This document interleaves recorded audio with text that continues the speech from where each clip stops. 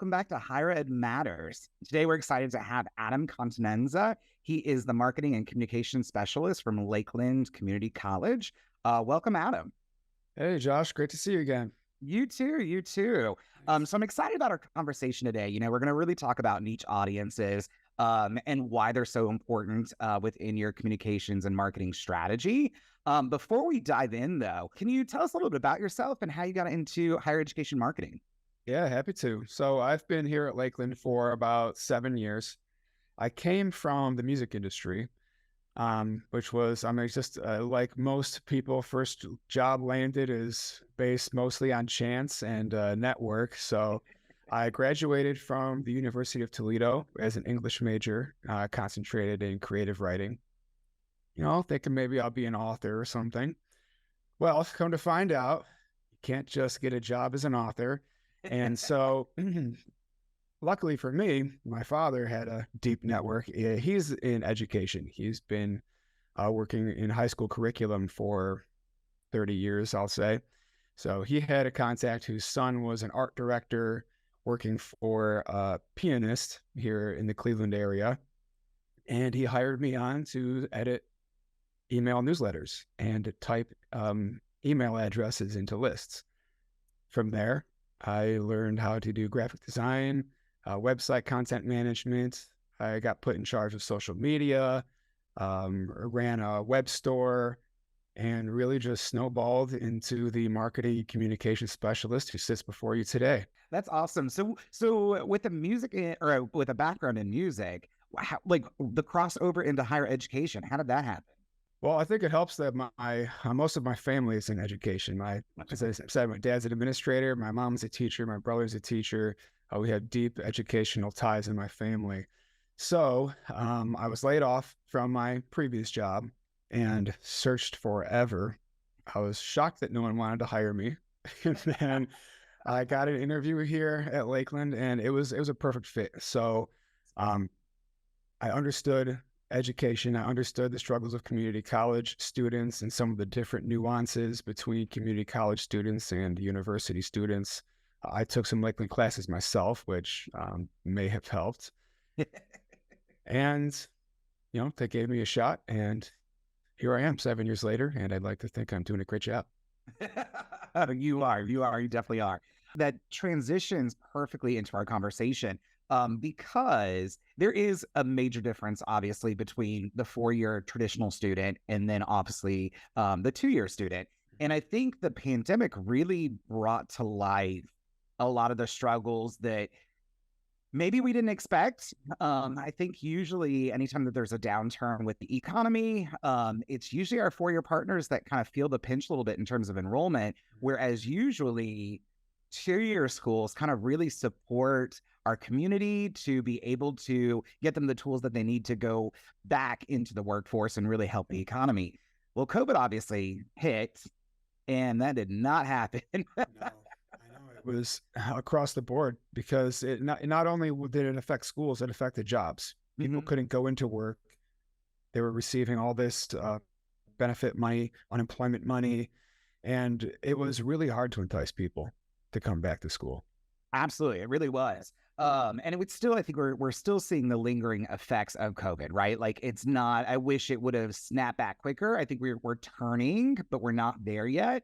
And of course we all know, I feel like we've mentioned it on the last few of our podcasts in terms of the graduation cliff. But I'm really curious to hear, like, what do you find to be kind of the greatest threat right now for technical and community colleges? For us, it's definitely budget cuts. And I know that's happening all over the place. So we're just have to get more creative in the way that we talk to people. We were really lucky to have, first of all, a great reputation in the community. For community colleges. That's our number one tool. Nothing is better than word of mouth in any industry.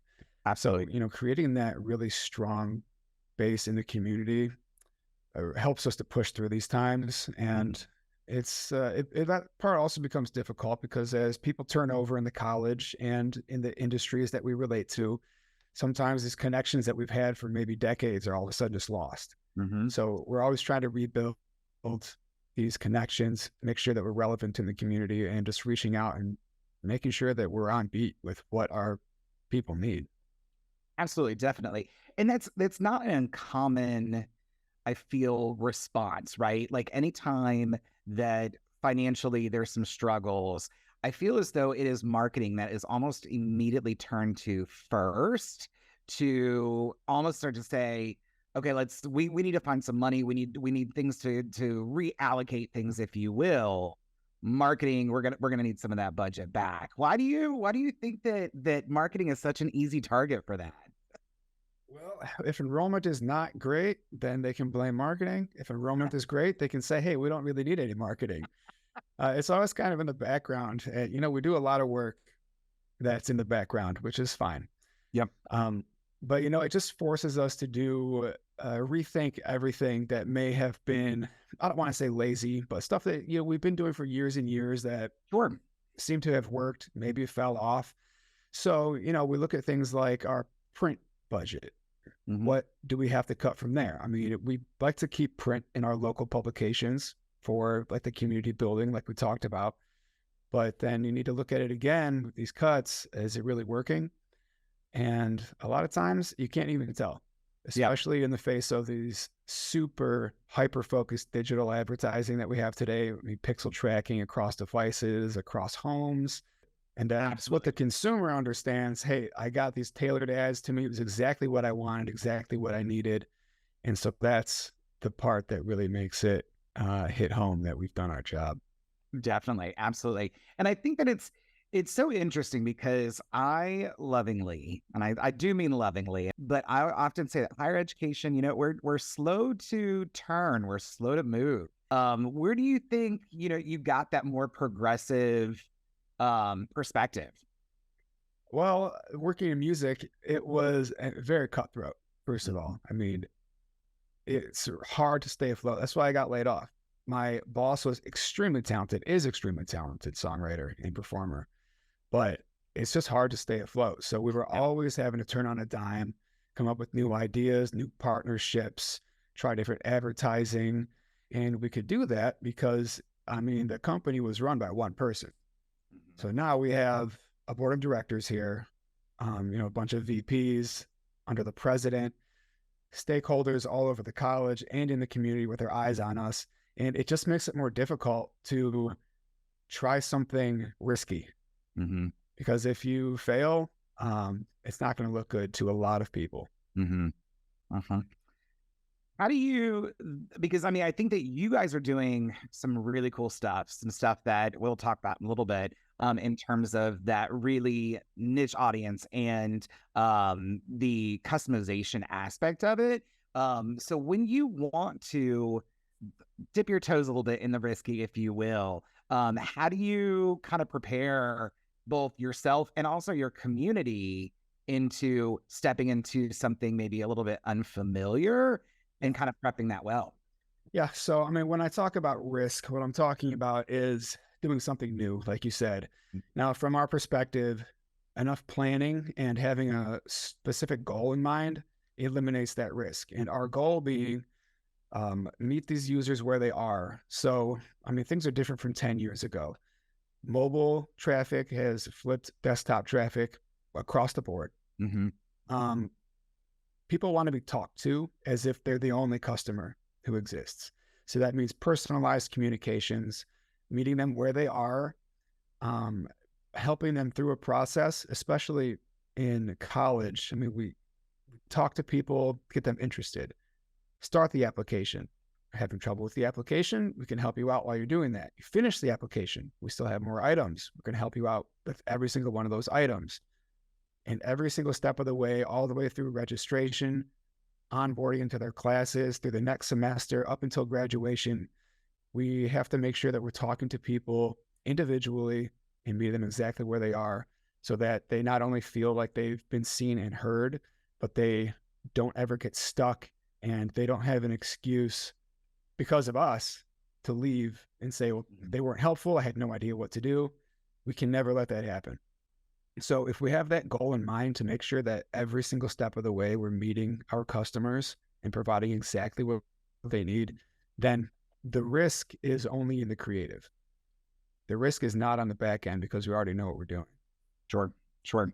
Community colleges and technical schools have always served almost all audiences, right? How do you craft that message that is going to speak to, say, a early high school student for dual enrollment, all the way through even, our senior citizens who are looking to take classes later on in life? Yeah, yeah. Well, we can't talk them all with advertising dollars, that's for sure.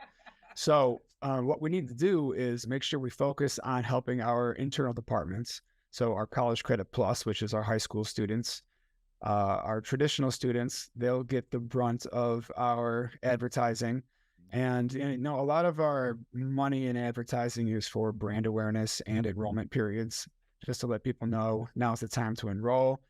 But when we get into these niche audiences, our job is to make sure that we can support our internal clients, give them all the materials they need, help them craft perfect messages, help them work through the way that they contact their students, getting them into pipelines so that they have constant communication.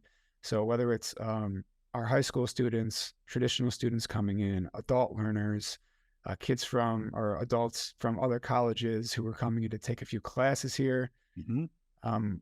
we have to make sure that the materials are available to our internal stakeholders to get that message across whenever those people come in. It's so overwhelming, right? And I know a lot of folks, when they are starting to, transition from this broad approach, right? Really, or this one size fits all, right? So we're looking at potentially saying, okay, this is not working anymore. We wanted to transition into the niche audiences.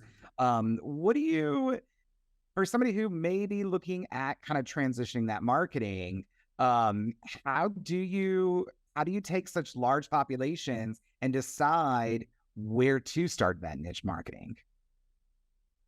Well, we have to make sure we're still targeting our major audiences. So that's our traditional students out of high school. Second place, I believe, is now our high school students with dual enrollment. We have a huge high school population who are trying to earn their associate degree before or when they graduate high school at the same time, which would effectively make them college juniors as 17 or 18-year-olds, which is kind of a scary thing. Yeah. When I got to college when I was 17, 18, it was right on time. I can't imagine having done it earlier, but that's the way it's going now. And then we also have our adult audiences. So what we've been able to do, we just got a CRM. So our customer relations management has taken a huge step forward.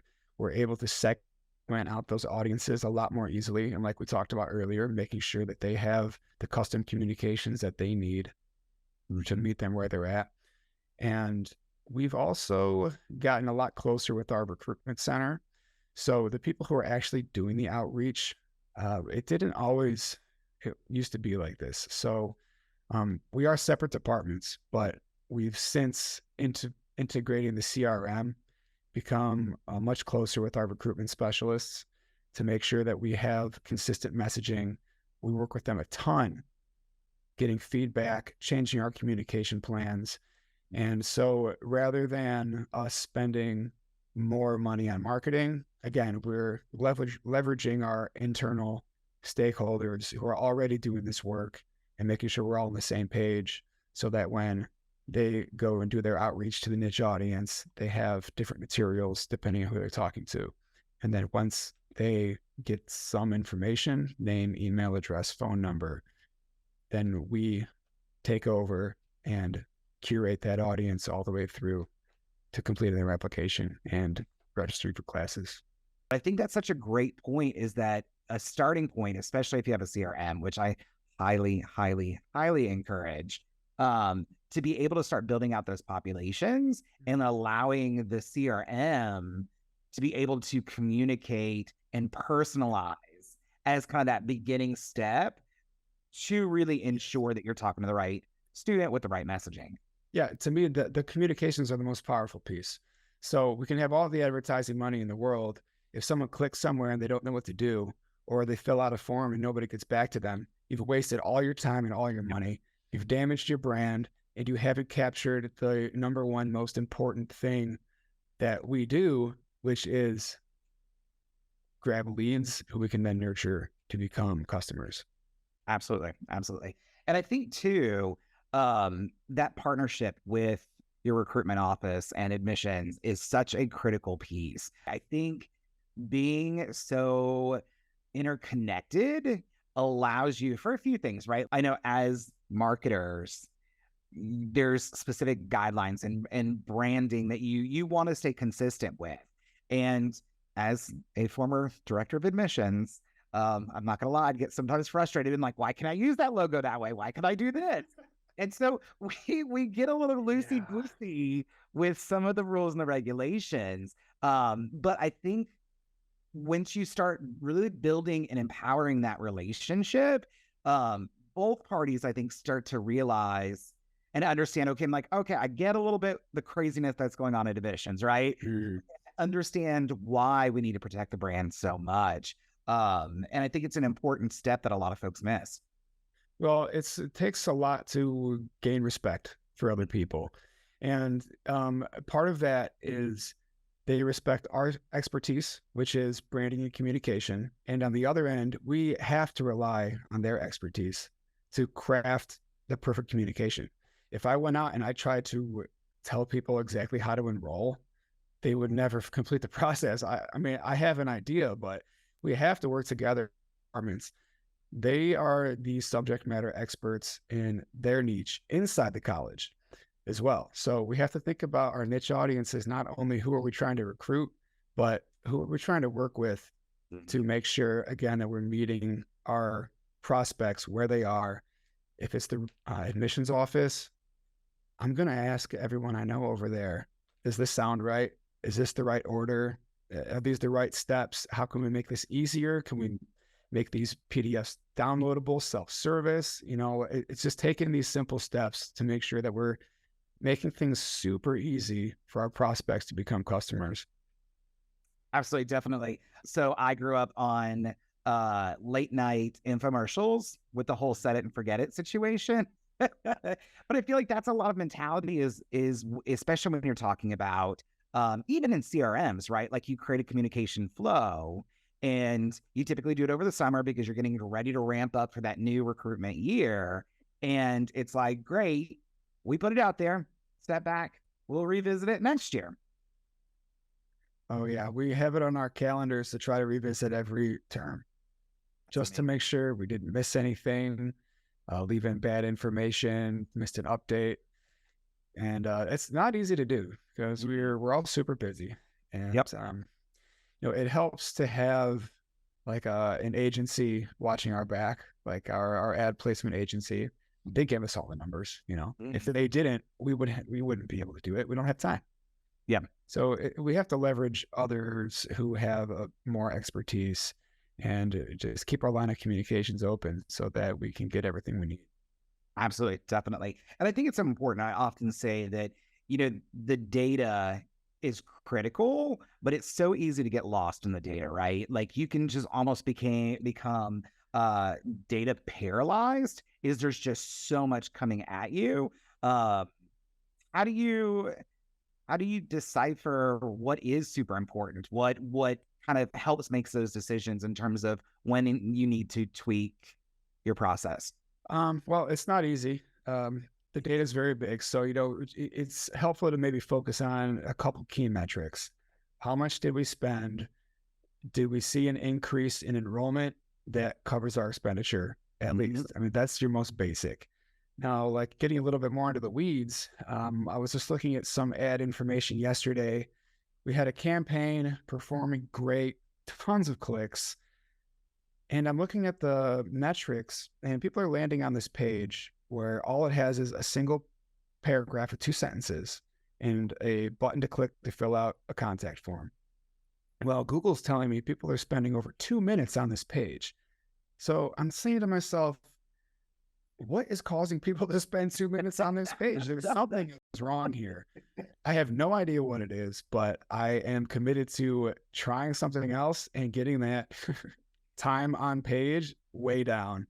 Like let's get 10, 15 seconds on the page fill out that form and get that moving through the process. So, we run into this data that sometimes makes absolutely no sense, and all we can do is try something else. But I think that that's such an important piece that I feel like most folks miss, though, is that for something like it's like you're putting all the puzzle pieces together, right? Like the data is giving you partial views, but when you take into consideration what the page you're landing on, what content is on the page, I think that's why it's so important to look at everything before making an assessment, right? You could go back and say, we're reporting this campaign is doing great. This is doing wonderful, but missing that one piece of it to say that they're staying on the page too long for the content, Mhm. something's amiss, right? And I think that's important. And I think that a lot of times too, we rely too heavily on the click-through rates or the engagement rates without actually tying it back to what is the purpose of this campaign, right? Yeah, and it's a lot more difficult to actually follow someone all the way through to the end. I mean, as far as I'm concerned, it can't be done. Okay. We can track page by page by page. Where did this inquiry come from? We have all this data flowing through, but it is still difficult to Mhm. figure out first of all, how many times did someone see our ad? Was it the average 10? Was it 5? If no one ever saw the ad and they came and filled out our application, what made them do that? There's all these questions that really may never be answered. And if we try to dig into the data to figure those things out, we spend all day in the data. So, it's important to just keep our heads up, look at the final metric, and, just compare stats along the way. And if everything makes sense, then we've done our job. If something doesn't make sense, try to figure it out. Yeah. And I think that it's important to trust the gut, right? That is, you're an expert within your field. And I think sometimes we rely maybe a little too heavily on the data. It drives me absolutely crazy to hear people say that I'm data driven. I'm like, but what about life? Yeah. What did the data tell you in 2020 when we hit a pandemic Mhm. and all your historical data went away because it doesn't matter anymore. The world is different, right? Um, it's got to inform, but you have to have that human part of it to where you trust yourself and your expertise to be able to know something's amiss here, or no, we're doing good, right? We're like, well, sometimes we find that there's just no need to panic, but people want to. Well, you bring up a good point. Trusting your gut and, revealing the human aspect.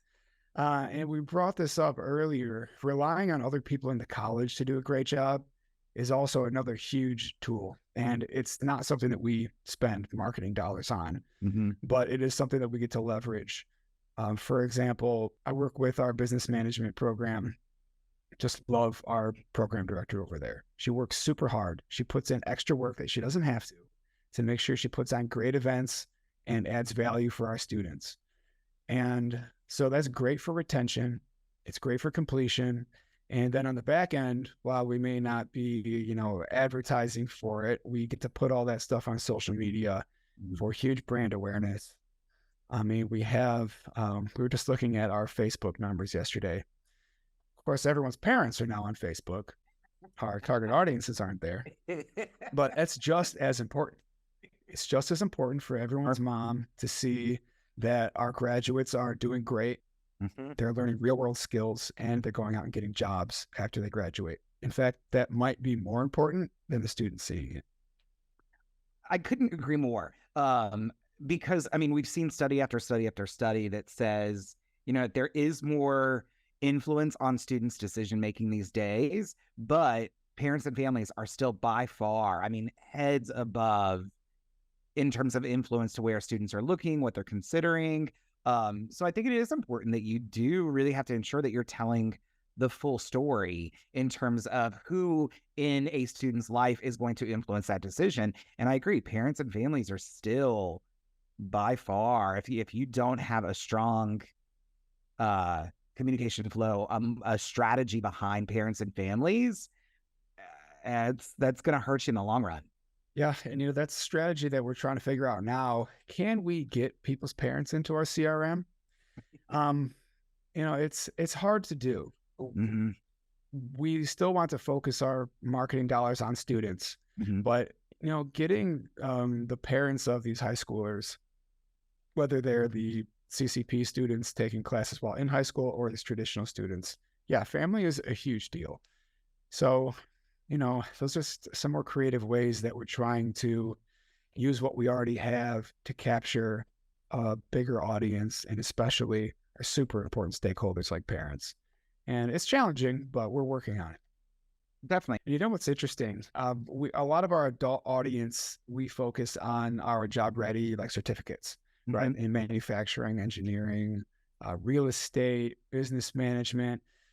But this is also now becoming super important for our high schoolers. We're not seeing the same. When I was in high school, graduate and go to college. That's the best thing you can do. Well, now we have a bunch of people in the industry retiring, and nobody's replacing them. So they're getting great money. Blue collar jobs are going to be paying great money.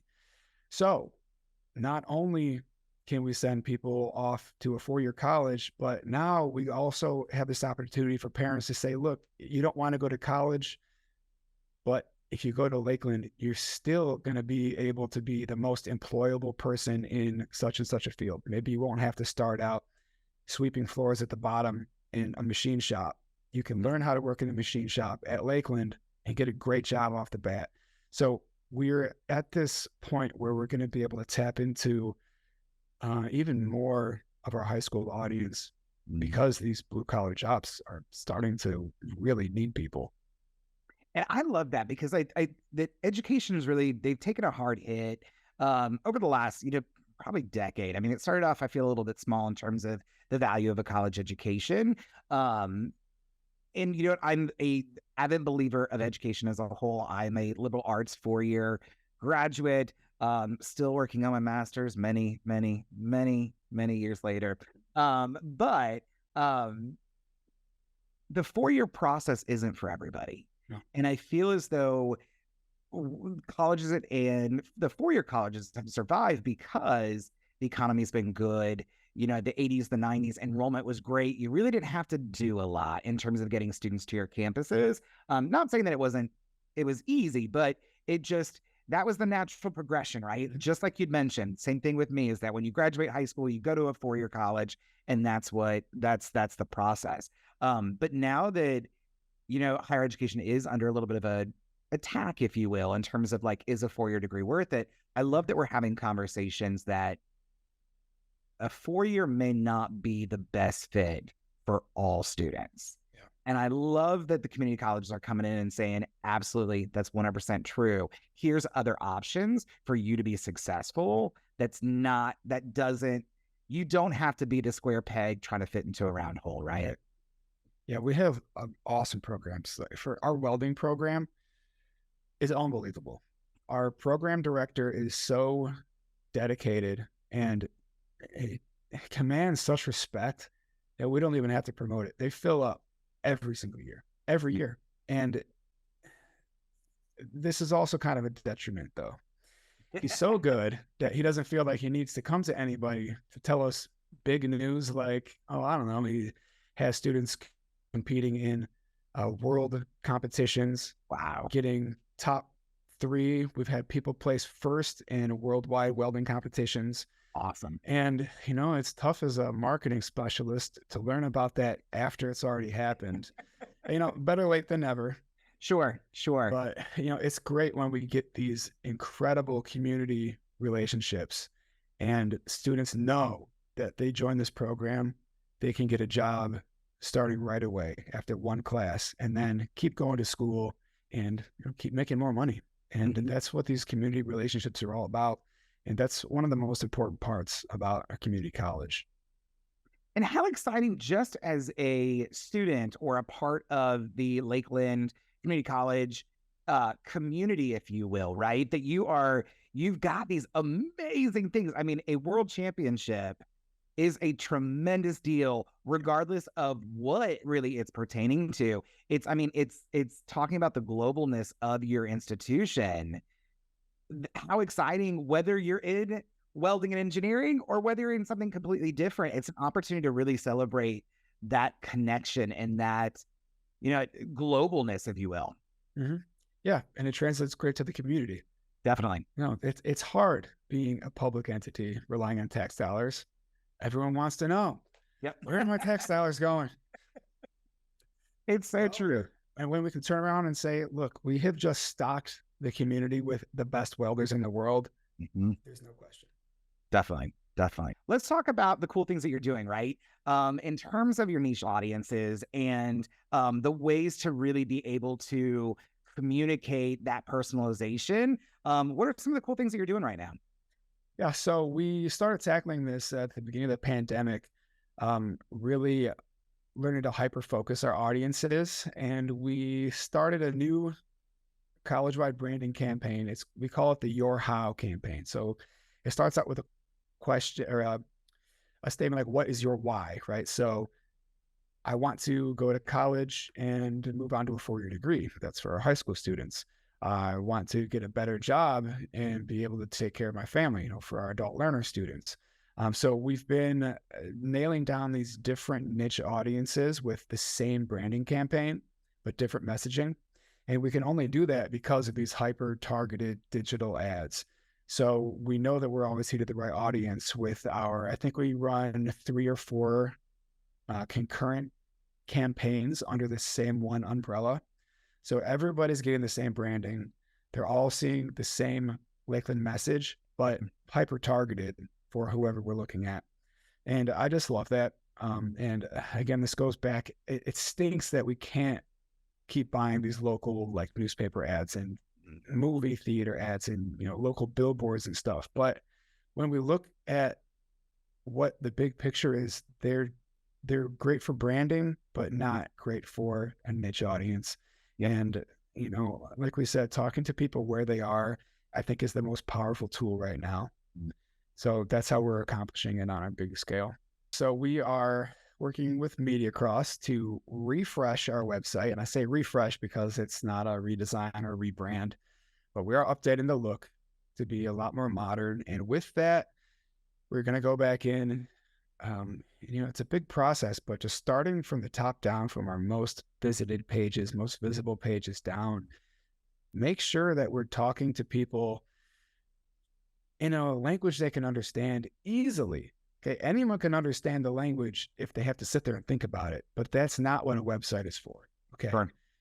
We have to be able to communicate our message within seconds, or someone's going to go to a competitor. If they get to our site, they can't understand it. They scroll down, they can't find what they need to read. And the worst, they don't know what to click to get what they want. Our job has to be make this super easy for someone to get the information they came for, and even easier to click that button to become a customer. And so, we're working through our website, bringing the language down to a super readable level. That means shorter sentences, more visible section breaks, better use of headers. People have to be able to scan. And it's been a huge undertaking because in higher education, we think instinctively we should speak as if we're doctors and master's holders and bachelor's holders. But in the world of marketing, this is wrong. Because even if you're advertising to a PhD in linguistics or whatever, when they buy something, they still want to spend 1 second to find out if they've gotten to the right place. Marketing a program and educating on a program are two very, very different things. Very different. Relationship building is one of the most important aspects of our department too. Like when I got here, there was a lot of standoffish behavior, people that were expecting us to say, no, you can't do that. No, you can't do that.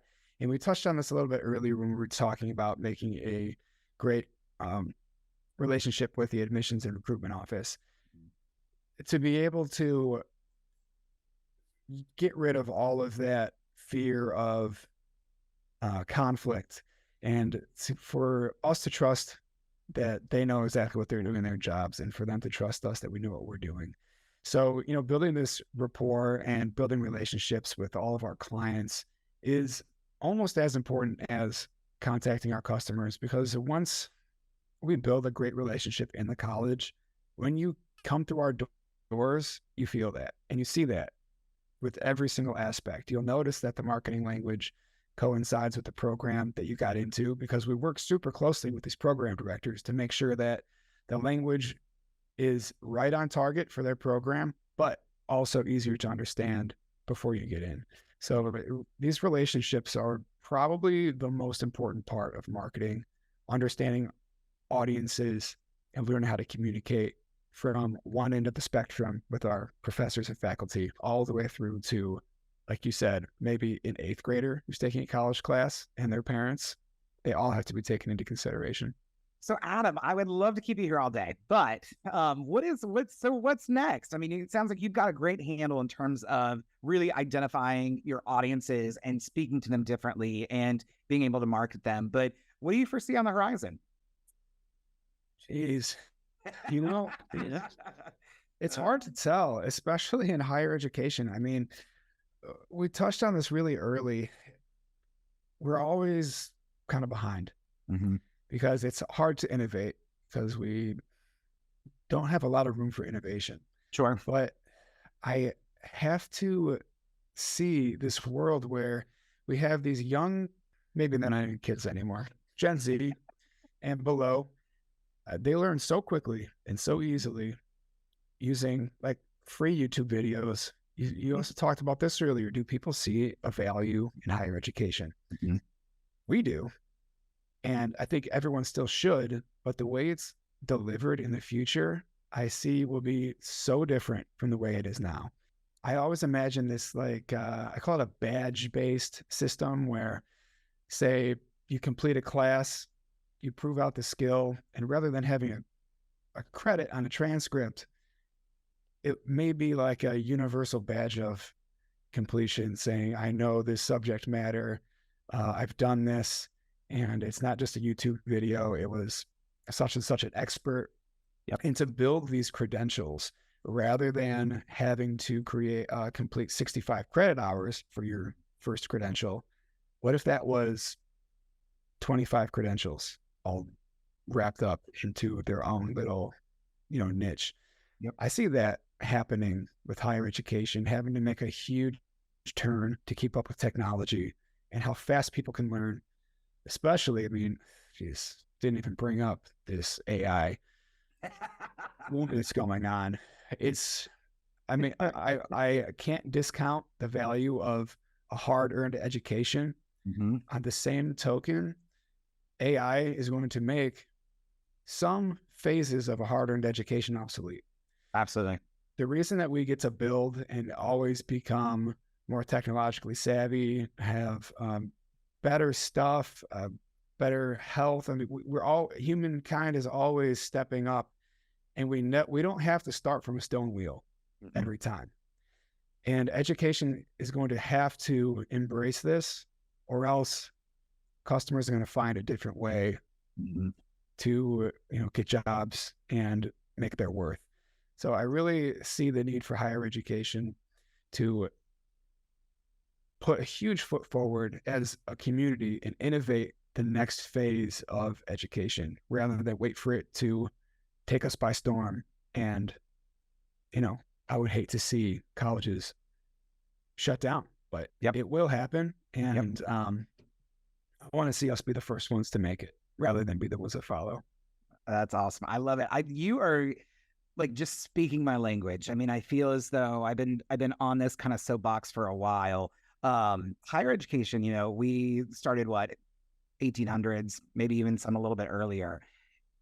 In our truest form, we have not changed. Right? There's still a 4-year, it's still a 4-year degree. I mean, the world looks nothing. I mean, the world looks nothing like it did 10 years ago, more or less hundreds of years ago. Sure. And it's almost like the thought that we are even still here today in our current form is just mind-boggling to me. Is that how has the world changed, but we have not? Are we relevant? Are we meeting the needs of our students? Are we Are we doing what's best for our community? And how can we survive this level of change, right? And I think it's folks like you that are recognizing it, but then also wanting to be on the forefront of that. By saying, I don't want to be in the middle of the pack. I don't even, not even definitely don't want to be in the late pack of that one. Yeah. But like, how do we really change the game to where higher education as a whole is still relevant in 2030? Yeah, I mean, on my part, it's keeping up with what customers want, the way that they want to be communicated, and the way that they want things to be sold to them. Mm-hmm. Right now, that's personalization, hyper niches, and leading them through every step. I mean, it has to be personalized, and that translates exactly to what we're talking about. We're talking about hyper personalized education that can still lead to amazing credentials and amazing knowledge and the next level of human knowledge. Mm-hmm. That's what we're going to be facing here, especially with the advent of all this AI. It's incredible what this AI software can do. Yep. And it's going to be a stepping stone to absolutely propel education. But we have to be ready to be on the forefront. Absolutely. I could not agree more. Well, Adam, thanks so much. I appreciate it. It's a joy having you join the podcast this afternoon. And yeah, thanks so much. Yeah, it's a great pleasure, Josh. Thank you.